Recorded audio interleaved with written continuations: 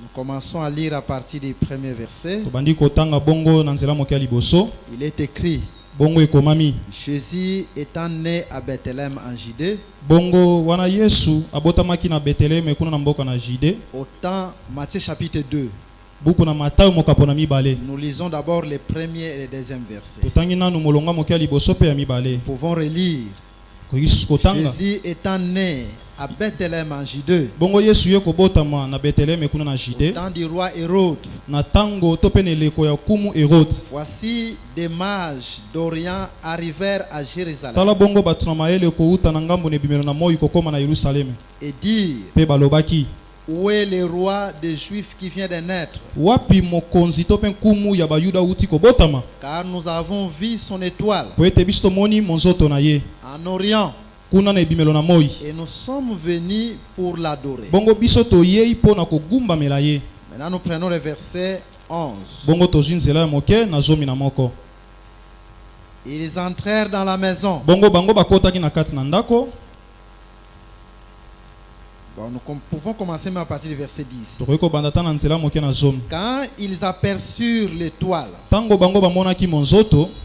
ils furent saisis d'une très grande joie. Ils entrèrent dans la maison,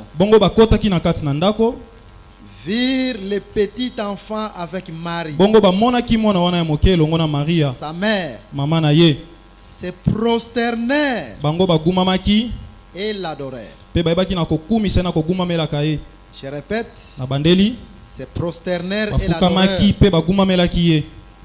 Donc l'adoration commence avec la naissance du petit enfant.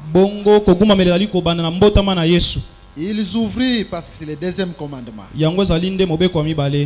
ils ouvrirent ensuite leur trésor et lui offrirent en présent de l'or, de l'encens et de la myrrhe. Nous lisons la dernière écriture. Nous prenons Genèse chapitre 1er. Nous commençons à partir du verset 1er. Au commencement, Dieu créa les cieux et la terre. La terre était informe et vide.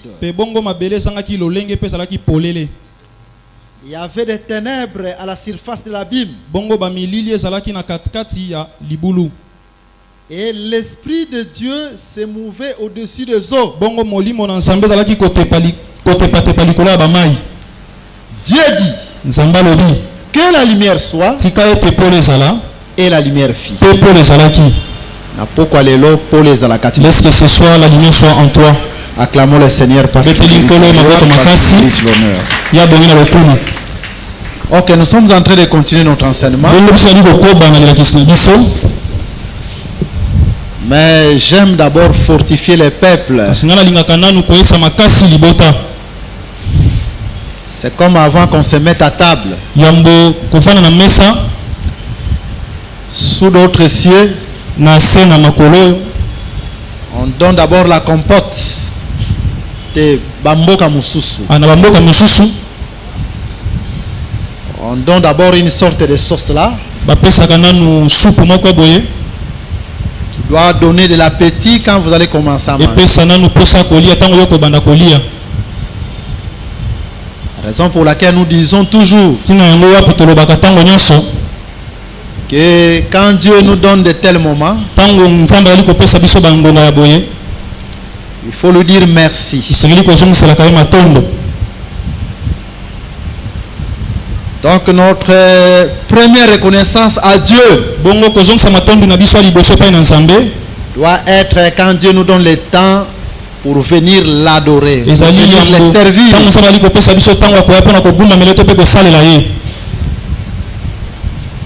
Raison pour laquelle David a dit que je suis dans la joie quand on me dit allons dans la maison du Seigneur. La joie d'un enfant de Dieu doit d'abord être aller à la présence de son Dieu. La joie d'un enfant de Dieu Ne peut pas être que Dieu lui donne beaucoup de parcelles. Ce n'est pas ça la joie. Ce n'est pas ça la joie d'un enfant de Dieu. La joie d'un enfant de Dieu ne peut pas être que Dieu te donne beaucoup d'argent. C'est une bonne chose aussi. Mais d'abord, ta joie première ne peut pas être. Parce que les parcelles passeront. L'argent, quelle que soit sa quantité, ça passera. Mais ta joie doit d'abord être. Quand Dieu te donne la force de pouvoir s'approcher au-devant de lui. Pourquoi? Parce que ce que Dieu te donne, quand nous nous réunissons, c'est quelque chose qui est éternel. La parole de Dieu est éternelle. Et quand nous nous réunissons, Dieu te donne ta parole, ça doit être ta joie. Raison pour laquelle nous disons que la joie de Dieu remplisse vos cœurs au nom de Jésus.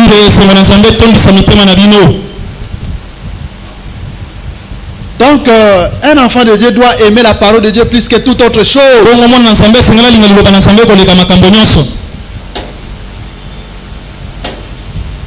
C'est comme les disciples de Jean-Baptiste. Vous allez remarquer cette écriture. Nous lisons d'abord cette écriture. Elle est tellement importante. Nous sommes dans le livre de Jean, au chapitre 1er. Écoutez ce que l'écriture nous dit. Ok. On cherche l'écriture là rapidement. Là où Jean est en train de présenter. Ok, nous y sommes, je pense. Nous sommes là. Nous prenons Jean chapitre 1er. Et nous commençons à lire à partir du verset. Ok, à partir du verset 35. Le lendemain, Jean était encore là avec deux de ses disciples. Et ayant regardé Jésus qui passait, Jean dit: voilà l'agneau de Dieu. Les deux disciples l'entendirent prononcer ces paroles et suivirent Jésus. Jésus se retourna et voyant qui les suivait, il leur dit: que cherchez-vous? Il lui répondit: Rabbi, ce qui signifie maître, où demeures-tu? Cette écriture est très importante. Donc, ce qui suffit selon cette écriture, ce n'est pas seulement de suivre Jésus. Parce que tout le monde va te dire: je suis Jésus. Mais ce qui est plus important, c'est de connaître la demeure de Jésus. Faites que le Seigneur Jésus-Christ vous bénisse. Parce que quand Jean a présenté à ses disciples le Seigneur Jésus-Christ, Jean n'a pas présenté le Seigneur Jésus-Christ comme étant le lion, non. Mais il l'a présenté comme étant l'agneau.